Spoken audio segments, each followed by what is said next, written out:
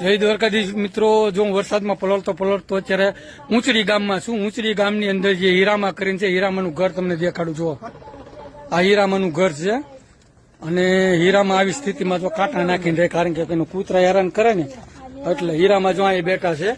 હીરામાની તબિયત બહુ ખરાબ છે, તો હીરામાને આપણે હાલમાં 3 મહિના ચાલે ને એટલું કરિયાણું અર્પણ કરવામાં આવ્યું છે. આપણું જે ગરીબ નિરાધાર જરૂરિયાતમંદ લોકોનું વોટ્સઅપ ગ્રુપ છે ને, વોટ્સઅપ ગ્રુપ દ્વારા. માજી, તમારે શું મદદની બીજી જરૂરિયાત છે?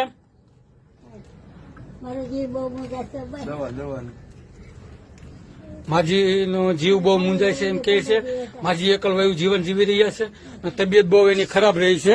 અને આવા પાણી જો આવા પાણીની અંદર ઈ નાય છે, પીવા અને આવું પાણી પીવે છે. બાપરે બાપ, આમાં જુઓ તો ખરા પાણી કેવું છે, કેટલું ખરાબ છે, કેટલું ગંદુ છે આ પાણી. આમાં આડીએ તમે આ પાણી પીવો છો? આવું પાણી પીવો છો તમે?